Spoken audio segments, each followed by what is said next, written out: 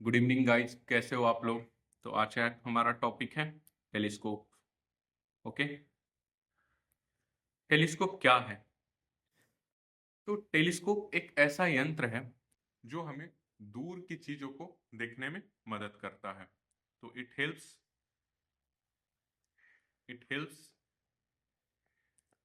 Us to see distant object दूर की चीजों को देखने में मदद करता है, जैसे लाइक मून, स्टार, प्लैनेट्स। ये दूर की चीजों को देखने में मदद करता है हमारा ये टेलीस्कोप। ठीक है। अगला सवाल आता है कि सर इस टेलीस्कोप में ऐसा क्या होता है कि हमको दूर की चीजें नजर आती है, ऐसा कौन सा फिनोमेना अक्कर होता है? तो टेलीस्कोप बस एक काम करता है कि जो भी दूर की चीजें हैं वो पास ले आता है, हमारी आंखों के सामने ले आता है। जो भी दूर की चीजें हैं वो हमारी आंखों के सामने ले आता है। बस इतना ही काम करता है टेलीस्कोप। तो जो दूर की चीजें वो आसानी से नजर आ जाएगी। तो सर माइक्रोस्कोप क्या करता है? माइक्रोस्कोप क्या करता है कि माइक्रोस्कोप ऑब्जेक्ट को बड़ा करके दिखाता है, और टेलीस्कोप ऑब्जेक्ट को, दूर की चीजें ऑब्जेक्ट है उसको पास ले आया, पास लाकर इमेज बना दिया, और इस इमेज को हम आसानी से देख सकते हैं। तो टेलीस्कोप और माइक्रोस्कोप में एक अंतर है कि माइक्रोस्कोप ऑब्जेक्ट को बड़ा करके दिखाता है और टेलीस्कोप दूर की चीजों को पास ले आता है। तो हम लिखेंगे it brings it brings it brings distant object distant object closer to closer to our eye। दूर की चीजों को नजदीक ले आता है हमारा टेलीस्कोप। अगर आपसे एक क्वेश्चन दिया जाए और पूछा जाए कि इन दोनों क्वेश्चन में अंतर बताइए, एक सेंटेंस देते हैं कि magnification power of magnification power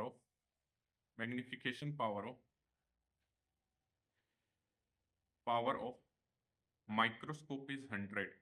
microscope 100 है, और same magnification power of telescope telescope 100 है। इन दोनों सेंटेंस में अंतर क्या है? जब हम माइक्रोस्कोप की बात करते हैं कि माइक्रोस्कोप का अगर मैग्निफिकेशन 100 है, यानी वो ऑब्जेक्ट को 100 गुना बड़ा करके इमेज बना रहा है। अगर टेलीस्कोप को कह रहे हैं कि मैग्निफिकेशन 100 है, तो दूर ऑब्जेक्ट को 100 गुना नजदीक लाकर इमेज बना रहा है। टेलीस्कोप ऑब्जेक्ट के साइज को बड़ा नहीं करता है, सिर्फ ये ऑब्जेक्ट को पास ले आता है हमारी आंखों के सामने। अगर बोला जाए magnification power of telescope is 100, इसका मतलब ये हुआ कि वो 100 गुना ऑब्जेक्ट नजदीक आ गया हमारी आंखों के सामने। अगर बोला जाए magnification power of microscope is 100, इसका ये मतलब हुआ कि ऑब्जेक्ट का साइज 100 गुना बढ़ गया। दोनों में अंतर है। टेलीस्कोप जो होता है दो तरीके का होता है। टेलीस्कोप दो तरीके के पढ़ेंगे, एक refracting telescope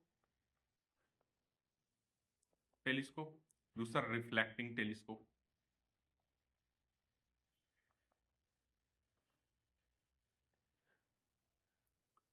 refracting telescope refracting telescope क्या होता है? अगर रिफ्रैक्टिंग टेलीस्कोप अवेलेबल है तो हम रिफ्लेक्टिंग टेलीस्कोप क्यों बनाए? यानी रिफ्रैक्टिंग टेलीस्कोप में कुछ ना कुछ डिमेरिट्स होगी, तभी तो रिफ्लेक्टिंग टेलीस्कोप बनाए। तो आज हम रिफ्रैक्टिंग टेलीस्कोप पढ़ेंगे और इसका कुछ डिमेरिट्स जानेंगे, और वो डिमेरिट्स को कम करता है रिफ्लेक्टिंग टेलीस्कोप। ठीक है। अरे पहली वाली में कुछ गड़बड़ी होती है तभी तो दूसरी वाली आती है। पहली वाली में कुछ गड़बड़ी होती है तभी तो दूसरी वाली आती है। ठीक है। तो पहली वाली को हम जान लेते हैं रिफ्रैक्टिंग टेलीस्कोप के बारे में। फिर देखेंगे इसमें क्या गड़बड़ी थी और हम क्यों दूसरी वाली रिफ्लेक्टिंग टेलीस्कोप को मॉडर्न टेलीस्कोप भी कहते हैं। ठीक है, नो डाउट। तो हम अभी डिस्कस करने जा रहे हैं आपके सामने रिफ्रैक्टिंग टेलीस्कोप।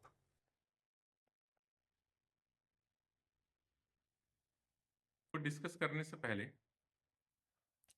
आपको एक कॉन्सेप्ट समझाना है विजुअल एंगल का। कॉन्सेप्ट समझाना है आपको एक विजुअल एंगल का।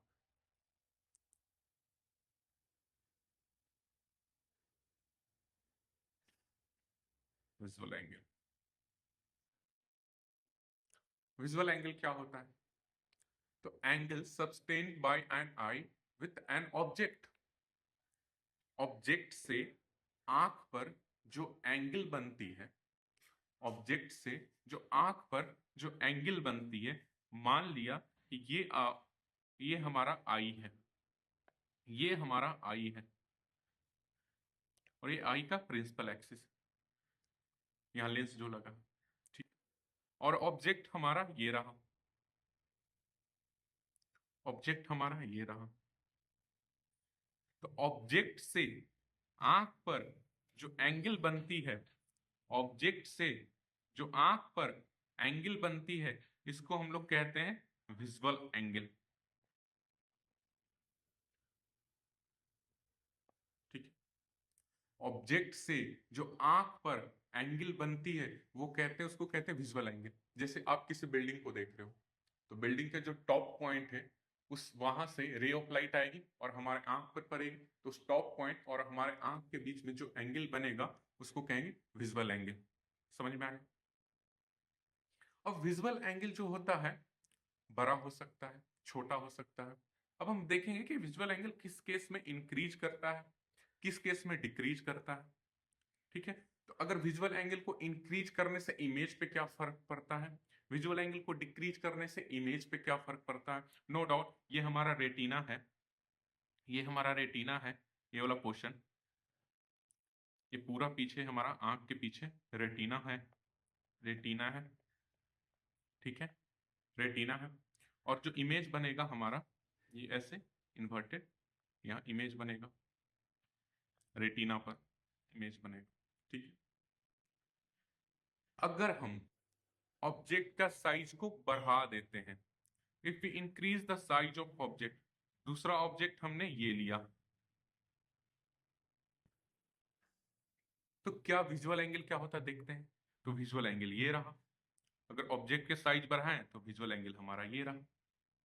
अब हम देख रहे हैं कि जैसे ही ऑब्जेक्ट का साइज बढ़ाएं, ये हमारा विजुअल एंगल, ये जो अल्फा 2 है, जो हमारा विजुअल एंगल अल्फा 2 है, मान ली इसको अल्फा 2 ले, ये इंक्रीज कर गया, यानी ऑब्जेक्ट का साइज बढ़ा रहे हैं, ऑब्जेक्ट का साइज बढ़ा रहे हैं, तो हमारा विजुअल एंगल भी इंक्रीज कर रहा है, विजुअल एंगल इंक्रीज कर रहा है।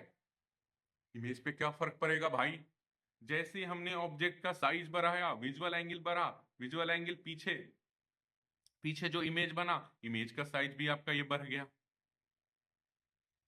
यानी विजुअल एंगल का साइज, विजुअल एंगल बढ़ाने से इमेज का साइज बढ़ता है। विजुअल एंगल कब बढ़ता है? जब हम ऑब्जेक्ट का साइज बढ़ाते हैं, यानी विजुअल एंगल अगर बढ़ाएंगे तो इमेज का साइज भी आपका इंक्रीज करेगा।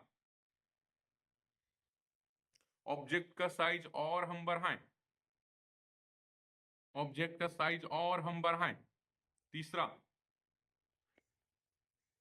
विजुअल एंगल पे क्या फर्क पड़ा भाई? फिर से देख लो, विजुअल एंगल फिर से इंक्रीज कर गया हमारा, ये अल्फा 3, तो अल्फा 3 और इंक्रीज कर गया, यानी सेम पोजीशन पे अगर ऑब्जेक्ट को बड़ा करते जाए, विजुअल एंगल बड़ा होते जाएगा और इमेज का साइज भी हमारा पीछे जो रेटिना पे बनेगा वो बड़ा होते जाएगा।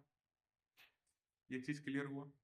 यानी ऑब्जेक्ट जितना छोटा, विजुअल एंगल उतना छोटा और इमेज का साइज उतना छोटा, ऑब्जेक्ट जितना बड़ा, विजुअल एंगल उतना ही बड़ा और इमेज का साइज उतना ही बड़ा। फिर से एक नया कंडीशन लेते हैं, फिर से एक नया कंडीशन लेते हैं, ये हमारा आई रहा, ये हमारा प्रिंसिपल एक्सिस। अब हम क्या किए, इमेज को ना, इमेज सॉरी, अब हम क्या किए, ऑब्जेक्ट को ना बहुत दूर रख दिए, बहुत दूर रख दिए, सेम साइज ऑफ ऑब्जेक्ट जो पहले वाले में लिए थे, और इस ऑब्जेक्ट को बहुत दूर रख दिए, और ये हमारा आंखें हैं। तो जैसे हम दूर रखें, इसको हम दूर रखें, जो एंगल बना वो मान ले कि अल्फा ये बना, विजुअल एंगल ये बना। सेम साइज ऑफ ऑब्जेक्ट को हम थोड़ा नजदीक ले आए, सेम साइज ऑफ ऑब्जेक्ट को हम नजदीक ले आए। अगला जो विजुअल एंगल बना, मान ले ये बना अल्फा 2, ये अल्फा 1 ले लो। तो क्या अल्फा 2 ग्रेटर देन अल्फा 1? यानी ऑब्जेक्ट को हम दूर कर रहे हैं तो विजुअल एंगल कम हो रहा है। अगर ऑब्जेक्ट का दूर कर रहे हैं तो हमारा विजुअल एंगल कम हो रहा है, यानी इमेज का साइज हमारा कम होगा। अगर ऑब्जेक्ट नजदीक लाते हैं तो विजुअल एंगल हमारा बढ़ेगा और इमेज का साइज भी हमारा बढ़ेगा। यानी दो चीजें हो रही है विजुअल एंगल में। अगर ऑब्जेक्ट को दूर ले जा रहे हैं तो विजुअल एंगल कम हो रहा है, इमेज का साइज भी कम हो रहा है। ऑब्जेक्ट को नजदीक ला रहे हैं तो विजुअल एंगल बढ़ रहा है, इमेज का साइज भी बढ़ रहा है। ऑब्जेक्ट को बड़ा कर रहे हैं तो विजुअल एंगल बढ़ रहा है, ऑब्जेक्ट इमेज की साइज बढ़ रहा है। ऑब्जेक्ट को छोटा कर रहे हैं तो विजुअल एंगल कम हो रहा है और इमेज की साइज भी कम हो रहा है। ये हुआ हमारा विजुअल एंगल का कॉन्सेप्ट। अब इमेज जो है, सॉरी, अब जो ऑब्जेक्ट जो है नजदीक कब आएगा? मान लिया, सपोज दैट कि हमारा ये ऑब्जेक्ट रहा, हमारा ये ऑब्जेक्ट रहा। अब इस ऑब्जेक्ट को नजदीक कौन लाता है? टेलीस्कोप। अब हमने यहां पर एक टेलीस्कोप, ये आंखें रही हमारी, और हमने यहां पर एक टेलीस्कोप यूज किया। टेलीस्कोप क्या किया? इस ऑब्जेक्ट को नजदीक लाके बना दिया, नजदीक लाके बना दिया। सेम साइज ऑफ ऑब्जेक्ट है, इसको नजदीक लाके बना दिया। तो अब नजदीक लाके बना दिया। तो in the presence of telescope जो विजुअल एंगल बनता है, यानी ये इमेज बना, यानी इमेज से आंखों पे जो एंगल बनता है उसको कहते हैं बीटा। बीटा ये भी विजुअल एंगल है, बट कब? In the presence of telescope. इस एंगल को कहेंगे beta. In the absence of telescope visual angle है, उसको हमने नाम दिया alpha. In the absence of telescope visual angle है, उसको हमने नाम दिया अल्फा। तो आप देख रहे हो कि टेलीस्कोप क्या कर रहा है भाई? टेलीस्कोप विजुअल एंगल को बढ़ा रहा है। समझ में आया? टेलीस्कोप क्या कर रहा है? विजुअल एंगल को बढ़ा रहा है। ठीक है, अब आते हैं टेलीस्कोप का कंस्ट्रक्शन पे। ये आपको विजुअल एंगल का कॉन्सेप्ट समझ में आ गया। फिर से आपको रिवाइज करा देता हूँ। ऑब्जेक्ट दूर, विजुअल एंगल कम, इमेज की साइज कम। ऑब्जेक्ट दूर को नजदीक कौन लाएगा? टेलीस्कोप लाएगा। टेलीस्कोप क्या करेगा? दूर ऑब्जेक्ट को नजदीक ले आया, नजदीक लाने के बाद उसका विजुअल एंगल बढ़ गया, जिसको हम लोग बीटा से डिनोट करते हैं। ठीक है, कुछ से भी डिनोट कर सकते हो, आपकी मर्जी है। हम लोग बीटा से डिनोट करते हैं और ये विजुअल एंगल बढ़ा देता है। ठीक है, अब आते हैं कंस्ट्रक्शन। कंस्ट्रक्शन कंस्ट्रक्शन टेलीस्कोप में हम लोग दो लेंस यूज करते हैं।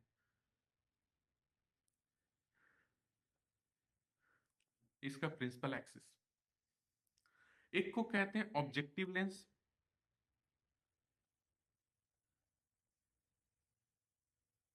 और एक को कहते हैं आईपीस।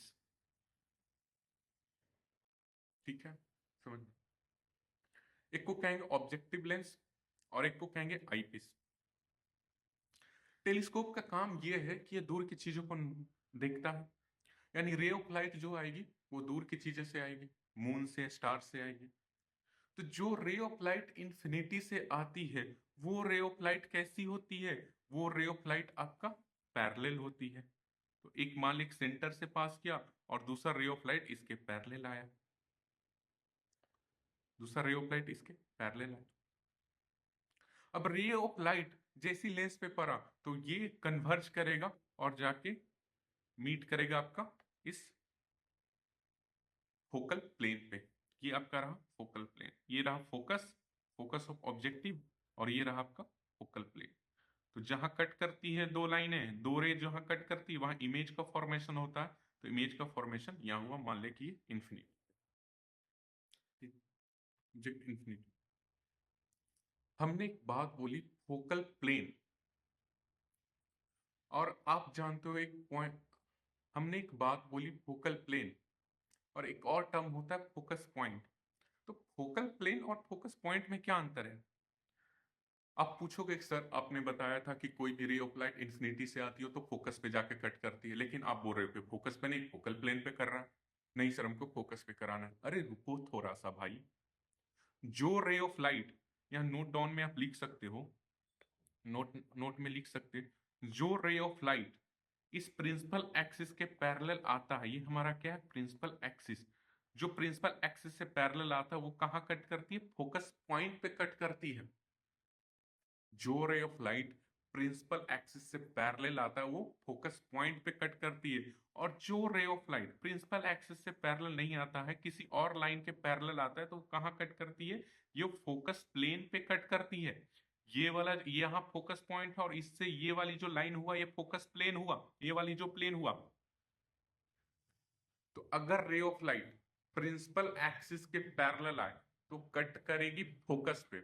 अगर ray of light principal axis से पैरेलल नहीं है, किसी और रे ऑफ लाइट से पैरेलल है, तो वो कट करेगी आपका फोकल प्लेन। यानी ये आपका क्या हो गया? ये आपका हुआ फोकल प्लेन, ये पूरा प्लेन फोकल प्लेन। अगर यहां से अगर रे ऑफ लाइट को पास कराते तो ये कहां कट करती? इस फोकस पे कट करती। लेकिन हमने प्रिंसिपल एक्सिस के पैरेलल रे ऑफ लाइट नहीं है, तो हमने फोकल प्लेन पे कट करा।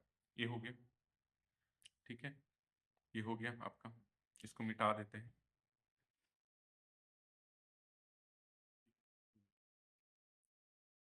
अब ये जो इमेज बना है, जो इन्फिनिटी से रे आया है इस फोकल प्लेन पे, जो इमेज बना है वो इन्वर्टेड है, इन्वर्टेड।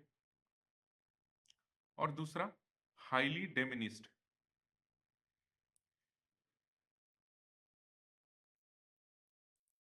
इन्वर्टेड है, और दूसरा हाईली डेमिनिस्ड। बहुत छोटा बना है, बहुत छोटा। जो भी इन्फिनिटी से रे ऑफ लाइट आती है फोकस पे जो इमेज बनाती है, वो इमेज का साइज बहुत बहुत छोटा है, बहुत छोटा भाई। अब आपके मन में एक सवाल और आएगा, सर आपने बोला था कि टेलीस्कोप का काम ये है कि दूर की चीजों को नजदीक ले आती है, मेरी आंखों के सामने ले आती है, या आंखों के सामने ले आती है। तो सर ये तो इन्फिनिटी पे इमेज थी, सर ये तो इन्फिनिटी पे ऑब्जेक्ट थी, आपने इसका इमेज बनाया, आपने इसका इमेज बनाया तो यहां पर आपने ले आया, इमेज नजदीक ले आया, हम यहां से इस इमेज को आसानी से देख सकते हैं। तो सर ये आईपीस लेंस की क्या जरूरत पड़ी? अरे भाई आईपीस लेंस की क्या जरूरत पड़ी? हम तो इस इमेज को भी तो देख पाएंगे। टेलीस्कोप का काम एक ही है कि दूर की चीजों को नजदीक ले आना। ये दूर की चीजें हैं, ऑब्जेक्ट हैं दूर की चीजें, ये वाला लेंस जो है नजदीक ले आया, अब हम इसको देख लेंगे। फिर ये वाली लेंस को हम क्यों लाएं, क्यों कॉम्प्लिकेटेड बना रहे हैं? अरे रुको थोड़ा सा भाई, ये जो इमेज बना ना, जो इमेज बना वो हाईली डेमिनिस्ड बना, इतना छोटा बना कि हम देख भी नहीं पा रहे हैं। अब बोलो सर यहां तो आप बड़ा दिखा अरे भाई तुमको समझाने के लिए बड़ा बता रहे हैं, लेकिन जो एक्चुअल में बात करें तो एक्चुअल में जो इमेज बना ना इतना छोटा बना, इतना छोटा, हाईली डेमिनिस्ड बना। अब हम टेलीस्कोप यूज कर रहे हैं चीजों को देखने के लिए, और छोटी होने की वजह से दिख ही नहीं रहा है, तो फिर क्या काम? तो मेरे दिमाग में आया कि नहीं नहीं, अब इस इमेज को हमको बड़ा करना पड़ेगा, तो बड़ा करने के लिए एक और लेंस यूज करना पड़ेगा, बड़ा करने के लिए एक और लेंस यूज, इसलिए हमको आई पीस की जरूरत पड़ी। अगर ये इमेज हाईली डेमिनिस्ड नहीं बनता तो हमको आई पीस की कोई जरूरत नहीं पड़ती, हम एक ही लेंस से आसानी से काम चला सकते थे, एक ही लेंस से हम टेलीस्कोप बना सकते थे। लेकिन ऐसा नहीं हुआ, क्योंकि जो इमेज बना वो हाईली डेमिनिस्ड बना, बहुत बहुत बहुत छोटा बना। तो इसलिए इस इमेज को बड़ा करने के लिए हम लोगों ने यूज किया दूसरा लेंस, आईपीस। आईपीस को थोड़ा सा और नजदीक बना दो।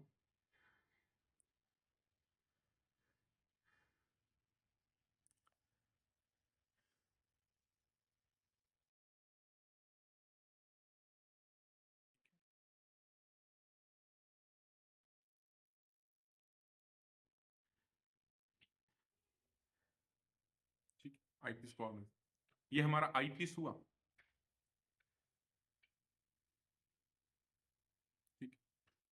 अब क्या हुआ, अब इस आईपीस का फोकल लेंथ हम यहां रख रहे हैं, फोकल लेंथ ऑफ आईपीस। ऐसा क्यों? ऐसा इसलिए क्योंकि फोकस और सेंटर के बीच जो ऑब्जेक्ट रहता है उसका इमेज जो है बड़ा बनता है। अब ये एक सिंपल माइक्रोस्कोप की तरह बिहेव करने लगा, तो यहां से एक रे ऑफ लाइट ऐसे आएगा। अब दूसरा सवाल कहोगे सर ये तो इमेज बना है, आप इसके लिए ऑब्जेक्ट क्यों क्यों बता रहे हो, इस आईपीस के लिए इसको ऑब्जेक्ट की तरह क्यों ट्रीट करो? तो बाबू मेरे, अगर दो लेंस या दो मिरर यूज होता है, तो अगर एक मिरर इमेज बनाता है तो दूसरा मिरर उसी इमेज को ऑब्जेक्ट की तरह ट्रीट करता है। अगर दो लेंस को यूज करते हैं, एक लेंस इमेज बनाता है तो उसी इमेज को दूसरे लेंस ऑब्जेक्ट की तरह ट्रीट करता है। तो पहला लेंस हमारा ये रहा, इसको इमेज यहां बना, तो इस इमेज को ऑब्जेक्ट की तरह ट्रीट कौन करेगा? ये वाला हमारा आईपीस। अब ये वाला ऑब्जेक्ट जो है हमारा आईपीस के लिए कहां प्रेजेंट है? फोकस और सेंटर के बीच में। तो इमेज कैसा बनेगा? इमेज बनेगा वर्चुअल बनेगा। इमेज कैसा बनेगा? वर्चुअल बनेगा। एक रे ऑफ लाइट यहां से पास किया, यहां गया, और एक सेंटर से पास किया, एक हमारा सेंटर से पास किया, सेंटर से पास किया। ये दोनों लाइट डाइवर्जिंग लाइट है, कहीं जाकर नहीं मिलेगी। कहां मिलेगी? इसको एक्सटेंड किए, इसको जब हम एक्सटेंड किए तो देखिए ये वाली लाइट यहां मिल रही है, ये वाली लाइट हमारा यहां मिल रही है। जहां मिलेगी वहां हमारा इमेज बनेगा। तो हमारा फाइनल इमेज यहां पर बना, यानी इस वाले ऑब्जेक्ट का जो इमेज फाइनल यहां बना, और यही चीजें हमको नजर आएगी। आई हमारा यहां है।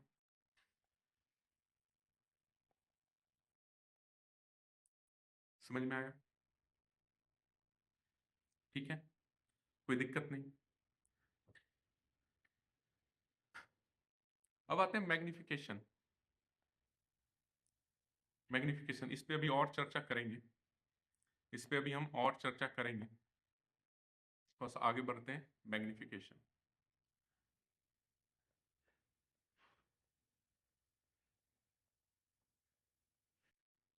मैग्निफिकेशन, मैग्निफिकेशन को एम से डिनोट करते हैं। क्या होता है magnification? Magnification visual angle, visual angle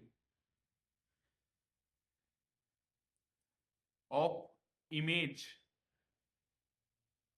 divided by visual angle of object with I, with I. यानी विजुअल एंगल इमेज के साथ जो बनाता है, और दूसरा visual divided by visual angle object के साथ। इमेज के साथ कब बनाएगा भाई? जब हम टेलीस्कोप का यूज करेंगे। इमेज कब बनेगा? जब टेलीस्कोप का यूज करेंगे। अब ऑब्जेक्ट के साथ विजुअल एंगल कब बनेगा? जब हम टेलीस्कोप का यूज नहीं करेंगे, टेलीस्कोप का यूज नहीं करेंगे। यानी एक एंगल ऐसा लेंगे जो टेलीस्कोप के प्रेजेंट में हो, और एक एंगल ऐसा लेंगे जो टेलीस्कोप के प्रेजेंट में नहीं हो। तो मान लिया कि ये हमारा ऑब्जेक्ट है, ये देखो, ये डायग्राम देखो, ये हमारा ऑब्जेक्ट है इंफिनिटी पे, और यहां पर हम खड़े हैं, यहां पर हम खड़े हैं, हमारी आंखें यहां हैं, हमारी आंखें यहां, हमारी आंखों से ऑब्जेक्ट, हमारी आंखों से ऑब्जेक्ट के साथ जो एंगल बना रहे हो वो विजुअल एंगल अल्फा हुआ।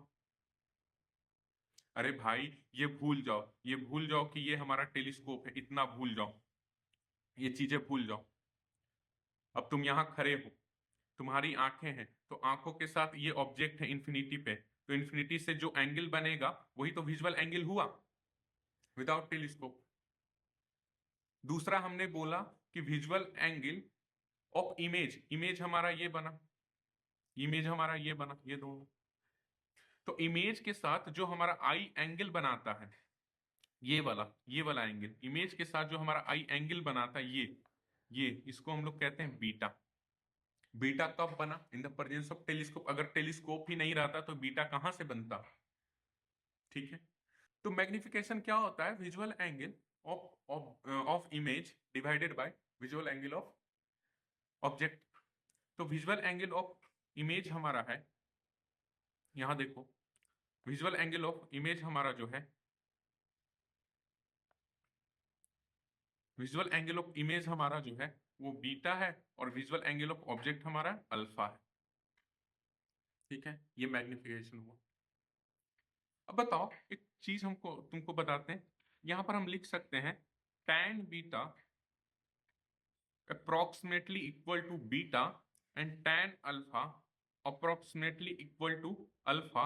ये दोनों चीजें कब होती हैं?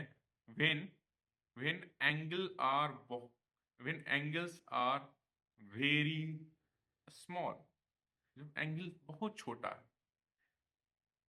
सर आप अपने मन से बता रहे हो कि एंगल छोटा, आप हमको प्रूव करके दिखाओ कि एंगल छोटा कैसे है। तो सुनो, मैं बताता हूं कि जो बीटा एंगल है वो छोटा कैसे है, जो अल्फा एंगल है वो छोटा कैसे है।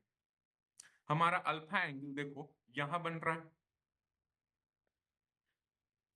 अब तुमको एक चीज बताया था विजुअल एंगल, जब हम बता रहे थे तुमको कि ऑब्जेक्ट जितना ज्यादा दूर रहेगा विजुअल एंगल उतना ही छोटा बनेगा। यहां तो भाई ऑब्जेक्ट ही इंफिनिटी पर है, यहां तो ऑब्जेक्ट ही इंफिनिटी पे है, तो विजुअल एंगल ऑब्वियसली सी बात है छोटा बनेगा। जब विजुअल एंगल छोटा बनेगा तो tan alpha equal to alpha हो जाएगा। अरे बोलो, यानी अल्फा बहुत बहुत छोटा है। जब अल्फा बहुत बहुत छोटा है इसके जगह हम क्या लिख सकते हैं? इसके जगह हम tan अल्फा लिख सकते हैं। अब बताओ सर बीटा कैसे छोटा हुआ? चलो मान लिया अल्फा आपने बता दिया, अब बीटा बताओ। बाबू मेरे बताए थे इंफिनिटी से जो भी इमेज बनेगा वो हाईली डिमिनिश्ड होगा, और इसी की वजह से तो हमने दूसरा लेंस यूज किया, इसी के वजह से तो हमने दूसरा लेंस यूज किया। जब हाईली डिमिनिश्ड बनेगा इमेज, हाईली डिमिनिश्ड बनेगा तो बहुत छोटा बनेगा, तो विजुअल एंगल बहुत छोटा बनेगा। हमने बताया है कि जितना इमेज का साइज छोटा या जितना ऑब्जेक्ट का साइज छोटा उतना ही विजुअल एंगल कम बनेगा। ये तो बहुत छोटा, ये तो इमेज में दिखा रहे हैं तुमको डायग्राम बना के ताकि समझ में आए। एक्चुअल में ये इमेज बनता है, इतना छोटा इमेज बनता है, और ये वाला बीटा बनता है, तो ये बीटा भी स्मॉल है। तो beta equal to tan beta लिख सकते हैं अप्रोक्सीमेटली। तो ये भी क्लियर हो गया कि हाँ सर आपने बता दिया tan alpha equal to alpha और tan beta equal to beta. तो हम क्या लिख सकते हैं? Magnification equal to tan beta by tan alpha. Magnification equal to tan beta by tan alpha. अब tan बीटा क्या है? यहां देखो, फिर से आ जाओ डायग्राम, सारा कॉन्सेप्ट इस डायग्राम पे ही है। अब देखो ये अल्फा, तो अपोजिट एंगल के थ्रू ये भी अल्फा। मान लिया इमेज ए, इमेज को हमने ले लिया ए और इसको बी ले लिया, ए बी। ठीक है, इसको हमने ए लिया और इसको हमने बी ले लिया साइड ऑफ। अब हमारे पास दो ट्रायंगल बन रहा है, एक ये ट्रायंगल बन रहा है और दूसरा ये ट्रायंगल बन रहा है। तो ये हमारा अल्फा है, ये बेस हुआ, ये बेस कितना है? एफ ओ, क्योंकि इंफिनिटी से जो भी रे ऑफ लाइट आता है फोकस में ही बनाता है, तो ये वाला डिस्टेंस एफ ओ हो गया। ये वाला डिस्टेंस क्या हुआ? ये डिस्टेंस बताना मेरे दोस्त, ये डिस्टेंस बताना, ये डिस्टेंस। अरे भाई ये जो इमेज है, ये जो इमेज है इस आई पीस के लिए ऑब्जेक्ट की तरह काम कर रहा है, यानी ये यू ई हो गया, objective distance of object distance of I piece. और ये क्या हो गया? ये भाई आपका एफ नॉट हो गया, एफ नॉट हो गया, क्योंकि इंफिनिटी से आया तो एफ नॉट पे बनाया इमेज। तो हम tan अल्फा हम tan बीटा हम लिख सकते हैं, tan beta perpendicular upon base. Perpendicular हमारा क्या है? ए बी है, बेस हमारा क्या है? यू ई है। तो tan बीटा को हम A B by U E लिखेंगे, और tan अल्फा क्या होगा? परपेंडिकुलर अपॉन बेस, परपेंडिकुलर ये है और बेस हमारा एफ नॉट है। तो परपेंडिकुलर अपॉन बेस यानी A B by F nought. जब आप इसको सॉल्व करोगे तो मैग्निफिकेशन इक्वल टू आ जाएगा एफ नॉट बाई यू ई।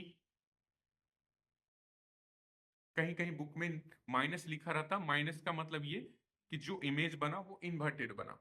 ठीक है, मैग्निफिकेशन ये आ गया। तो हमारा यहाँ देखो, यहाँ आ जाओ, हमारा मैग्निफिकेशन आ गया, मैग्निफिकेशन इक्वल टू आ गया एफ नॉट बाय यूई, ये हमारा मैग्निफिकेशन आ गया। अब हम दो केस लेते हैं, पहला केस लेते हैं, पहला केस लेते हैं हम केस वन। केस वन हम ये लेते हैं कि जो हमारा इमेज है वो मैक्सिमम मैग्नीफाइड हो। तो मैक्सिमम मैग्नीफाइड, मैक्सिमम मैग्नीफाइड, हमारा इमेज मैक्सिमम मैग्नीफाइड कहाँ दिखता है? हमारी आंखों को सबसे बड़ा इमेज कब दिखता है? जब हमारी आंखों से वो 25 सेंटीमीटर की दूरी पर हो।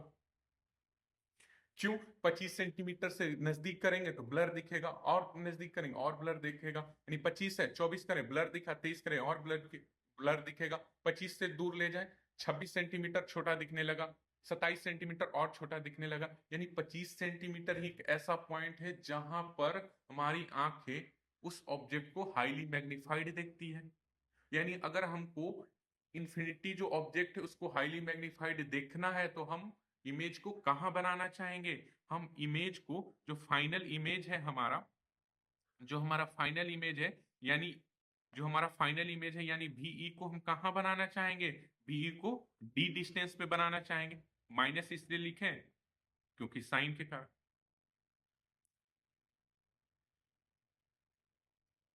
-D पे बनाना चाहेगा। हमारा फोकल लेंथ हमारा कितना है? Focal length of I piece plus F ही है। कॉन्वेक्स लेंस में focal length always always positive होता है। डिस्टेंस कितना है? डिस्टेंस ऑफ ऑब्जेक्ट हमारा कितना है? -UE है। अगर ये कंडीशन रहेगा तो हमारा मैक्सिमम मैग्नीफाइड बनेगा। तो यहां पर कितना मैग्निफिकेशन होगा? तो मैग्निफिकेशन इक्वल टू जानते हैं F nought by F nought by U E. अगर यूई का वैल्यू यहां से हम निकाल लेंगे, यूई का वैल्यू ये निकाल लेंगे तो हमको पता चल जाएगा। तो निकालो 1 by F equal to 1 by V minus 1 by U. तो 1 बाई एफ कितना है? 1 बाई एफ ही। 1 बाई वी कितना है? -D। और 1 बाई यू कितना है? -UE। तो यहां से आएगा आपका 1 बाई एफ ही equal to -1 by D plus 1 by U E. तो 1 बाई यूई का वैल्यू कितना आ जाएगा दोस्त? 1 बाई यूई का वैल्यू आ जाएगा 1 by F he plus 1 by D. ये इक्वेशन 1 मान लो, ये इक्वेशन 1 मान लो, ये इक्वेशन 2 मान लो। इसको यहां पुट करो तो मैग्निफिकेशन बराबर क्या आ जाएगा? एफ नोट यूई को पुट करेंगे तो कितना आ जाएगा? 1 by F E plus 1 by D. D क्या है? डी क्या है? डी 25 सेंटीमीटर है। समझ में आया? इसको और आगे सॉल्व करेंगे, एफ ई को कॉमन ले लो, बाहर निकालो। तो F nought by F E, यहाँ 1, यहाँ 1 प्लस यहाँ आ जाएगा एफ ई बाई डी। तो ये हमारा मैग्निफिकेशन का फॉर्मूला हुआ जब हम इमेज को हाईली मैग्नीफाइड देखना चाहते हैं। तो उसका जब मैग्निफिकेशन निकालना आएगा तो आप ये फॉर्मूला यूज करोगे। लेकिन एक चीज आपको बताते हैं, हम लोग डिस्टेंस D पे इमेज को नहीं देखते हैं। फिर बोलो ये क्या बात हुई सर, अभी आप बोल रहे हो कि हाईली मैग्नीफाइड डिस्टेंस D पे बनता है, अब बोल रहे हो कब इस पे हम नहीं देखते हैं। अरे क्यों नहीं देखते हो सर? भाई इस डिस्टेंस पे आई पे बहुत ज्यादा स्ट्रेस पड़ता है, बहुत ज्यादा स्ट्रेस पड़ता है। आप 1 मिनट से ज्यादा नहीं देख पाओगे। तो फिर किस चीज का टेलीस्कोप, किस काम का, जब उस टेलीस्कोप से हम किसी ऑब्जेक्ट को 1 मिनट से ज्यादा देख ही नहीं पाएंगे। मैग्नीफाइड तो बनता है, ठीक है मैग्नीफाइड बना। अब हम ऐसे देख रहे जैसे देख रहे हैं आंख पे बहुत स्ट्रेस पड़ रहा है, भार पड़ रहा है, तुरंत हटा दिए। तो हम कहाँ ऐसा इमेज कहाँ बनाए कि हमारा आई रिलैक्स्ड रहे? तो आई रिलैक्स्ड कब रहता है? जब इमेज इंफिनिटी पे बनता है। तो अगला केस लिखो, case number 2। Case number 2, relaxed eye. Relaxed eye, relaxed eye कब होगा? जब हमारा इमेज जो है इंफिनिटी पे बनेगा। यू कितना हो जाएगा? -UE हो जाएगा। एफ कितना हो जाएगा?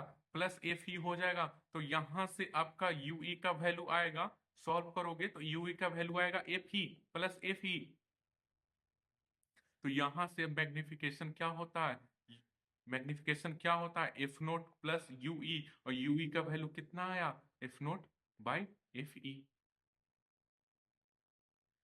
अरे भाई ऐसे सॉल्व करो ना, ज्यादा कंफ्यूज मत हो। 1/FE, F is equal to 1/v minus 1/u, 1/FE 1/इंफिनिटी माइनस माइनस यूई, तो माइनस माइनस प्लस हो जाएगा, तो 1/FE ये जीरो हो गया, तो प्लस 1/ue, तो FE का FE इजकल टू यूई आ गया। सिंपल सा है। तो एक्चुअली हम यहां से इमेज को देखते हैं, ये वाला कंडीशन में इमेज देखते हैं, यानी इमेज को हमको इंफिनिटी पे बनाना होगा। जब इमेज को इंफिनिटी पे बनाना होगा तो हमारा यूई कितना होना चाहिए, एफई के बराबर होना चाहिए। यूई हमारा एफई के बराबर होना चाहिए। अगला एक और कॉन्सेप्ट आता है length of telescope. Length of telescope, length of telescope, telescope का लेंथ कितना होगा, खुद आप देख लो कितना होगा। टेलीस्कोप का लेंथ एक्चुअल ये वाली लेंथ कब, ये वाली लेंथ कितना होगा, ये एफ नॉट प्लस यूई, यही तो लेंथ है हमारा टेलीस्कोप का। अरे यहां से इमेज बना, एफ नोट पे बना था, और फिर ये वाला इमेज ऑब्जेक्ट की तरह काम किया आईपीस के लिए, तो ये यूई यही तो हमारा लेंथ ऑफ टेलीस्कोप हुआ।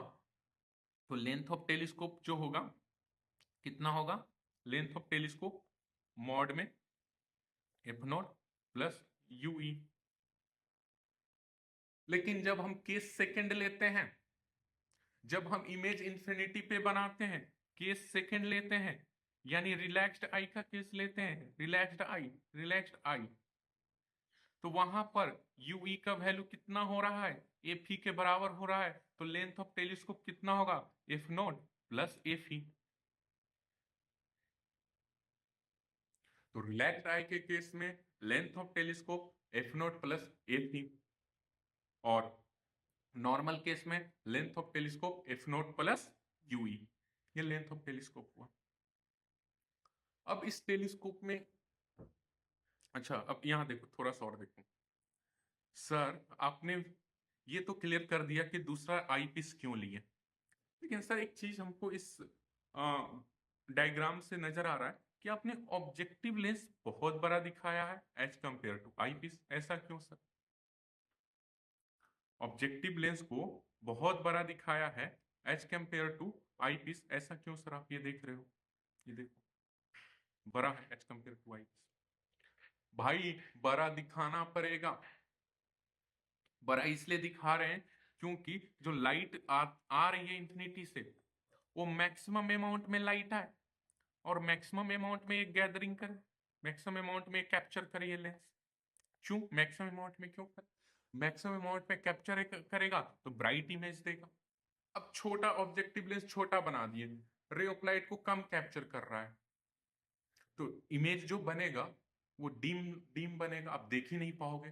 तो पहला जो केस होगा, तो गैदरिंग ऑफ लाइट रे, तो पहला जो केस होगा, कहाँ लिखें, इसको मिटा देते हैं, ठीक है, यहां देखो,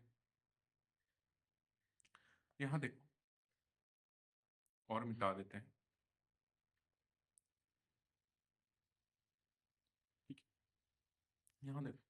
तो size of objective lens, objective lens, objective lens बड़ा है। क्यों बड़ा है? क्योंकि ज्यादा से ज्यादा अमाउंट तक लाइट है, ज्यादा से ज्यादा अमाउंट तक लाइट है, ज्यादा से ज्यादा ब्राइट दिखे। अब इमेज देख रहे हो और डीम नजर आ रहा है, तो किस काम का टेलीस्कोप, इसलिए ऑब्जेक्टिव लेंस का साइज हमारा बड़ा होता है for more gathering of light. क्या सर सिर्फ इसीलिए होता है? क्या सिर्फ इसीलिए होता है क्या, और कोई रीजन नहीं है? तो भाई दूसरा रीजन ये है कि अगर साइज बड़ा होगा ऑब्जेक्टिव का, तो रिजॉल्विंग पावर भी हाई होगा। अब सर ये रिजॉल्विंग पावर क्या होता है? तो ability to distinguish two object, उसको हम क्या कहेंगे, रिजॉल्विंग पावर। यानी दो ऑब्जेक्ट को आसानी से डिस्टिंग करके देखा जा सकता। तो भाई रिजॉल्विंग पावर भी ना directly proportional to diameter of lens होता है, यानी लेंस का डायमीटर ज्यादा तो रिजॉल्विंग पावर ज्यादा, रिजॉल्विंग पावर ज्यादा तो दो ऑब्जेक्ट को हम आसानी से सेपरेट करके देख सकते हैं। जैसे एनसीईआरटी में आपका एक केस दिया हुआ है, एनसीईआरटी में आपका एक केस दिया गया है, यहां देखो एक केस है, यहां देखना।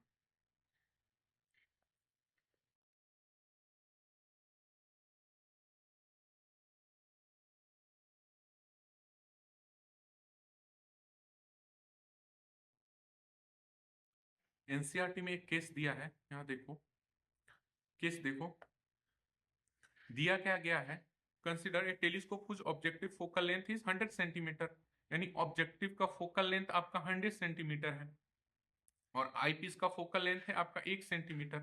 तो आईपीस का फोकल लेंथ है 1 सेंटीमीटर, यानी इमेज कहाँ बन रहा है भाई, इमेज हमारा इंफिनिटी पे बन रहा है। इसका मैग्निफिकेशन क्या हो जाएगा, F nought by F E, यानी मैग्निफिकेशन कितना हो जाएगा 100/1 यानी 100। फिर दूसरा कह रहा है let us consider a pair of star which actual separation is 1 minute. एक पेयर ऑफ स्टार है, एक स्टार ले लो और ये हमारी आंखें हैं, यहां से हम दोनों का स्टार को देख रहे हैं, तो इन दोनों का सेपरेशन 1 मिनट है, 1 मिनट का एंगल बना रहा है,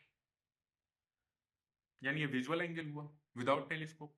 फिर कह रहा कि इसका मैग्निफिकेशन पावर जो है आपका 100 है टेलीस्कोप का, अब हम टेलीस्कोप यूज किए यहाँ पर जिसका मैग्निफिकेशन पावर 100 है। तो टेलीस्कोप क्या करेगा भाई, सिंपल सी बात है यार दोस्तों, टेलीस्कोप ये जो दूर स्टार है, ये जो दूर है उसको क्या करेगा, यहाँ नजदीक लाके बना देगा। जैसे नजदीक लाके बनाया तो देखिए विजुअल एंगल बढ़ गया, इसको हम बीटा दे दिए।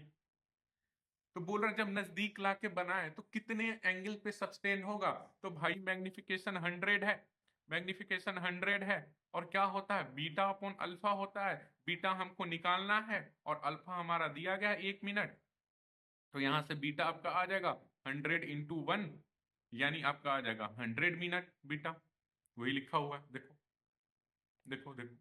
लेट अस से pair of a star actual separation 1 minute हुआ और सेपरेटेड बाय एन एंगल, अगर टेलीस्कोप से देखेंगे तो हमारा 100 मिनट पे एंगल पे सेपरेटेड रहेगा। तो ये चीजें आई।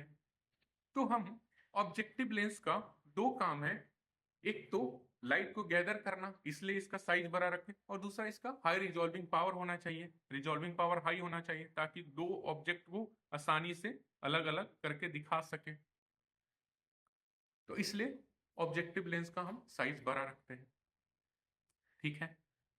अभी तक में जो सबसे बड़ी ऑब्जेक्टिव लेंस का जो बना है वो 40 इंचेस का बना है। अब इसमें डिमेरिट क्या है, हम क्यों आगे चलकर रिफ्लेक्शन टेलीस्कोप पे पर है, क्यों ना हम रिफ्रैक्शन पे ही रुक जाए। तो भाई इसमें कुछ डिमेरिट्स है, डिमेरिट से पहला तो ऑब्जेक्टिव लेंस ही बहुत ज्यादा बड़ी है, बहुत ज्यादा बड़ी, इसको कैरी करना कहीं ले जाना बहुत मुश्किल है, इसको बनाना बहुत मुश्किल है, इसमें हाई रिजॉल्विंग पावर डालना बहुत मुश्किल है, ये सब। दूसरा ये ना एक क्रोमेटिक एब्रिविएशन देता है।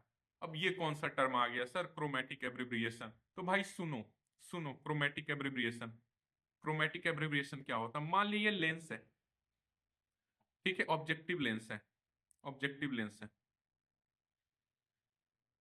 ऑब्जेक्टिव लेंस है और इन्फिनिटी से रे ऑफ लाइट आ रही है, तो रे ऑफ लाइट ये एक क्रिस्टल है जिसका म्यू होगा, ठीक है।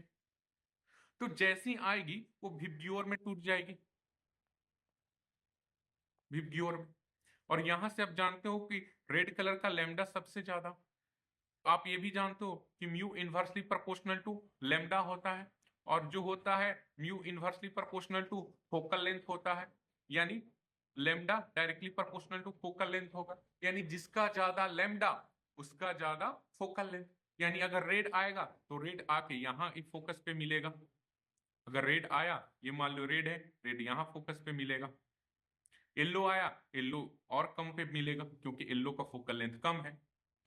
तो एक ही लेंस से अलग अलग इमेज बन जाएगा, अलग अलग फोकस पॉइंट पे यहाँ इमेज बनेगा, यहाँ इमेज बनेगा, और मान लो वॉयलेट लोगे तो यहाँ इमेज बन जाएगा, नजदीक यहाँ इमेज बनेगा, क्यों? क्योंकि वायलेट का लैम्ब्डा कम है, लैम्ब्डा कम है तो फोकस कम होगा, फोकस पॉइंट कम होगा। रेड का लैम्ब्डा ज्यादा है तो फोकस पॉइंट ज्यादा होगा। तो ये हमारा क्रोमैटिक एब्रिविएशन देता है। इन सब चीजों की वजह से हम अगला टेलीस्कोप पे आए, जिसको मॉडर्न टेलीस्कोप कहते हैं या रिफ्लेक्टिंग टेलीस्कोप कहते हैं। पहला तो इसका साइज बहुत ज्यादा है, कैरी करना मुश्किल है। दूसरा, इसमें हाई रिजॉल्विंग पावर चाहिए, जो मुश्किल होता है। तीसरा, कॉस्टली होता है बहुत। तीसरा, एक क्रोमैटिक एब्रिविएशन देता है। समझ में? इन सब चीजों की वजह से हम अगला टेलीस्कोप पे आते हैं, जिसको हम लोग रिफ्लेक्टिंग टेलीस्कोप कहते हैं, जो हम अगले लेक्चर में डिस्कस करेंगे। तो आप हमको कमेंट में बताएं कि हमारा लेक्चर कैसा लगा। अगर अच्छा लगा तो लाइक करें और सब्सक्राइब करें कल्चर नीट को। Thank you so much.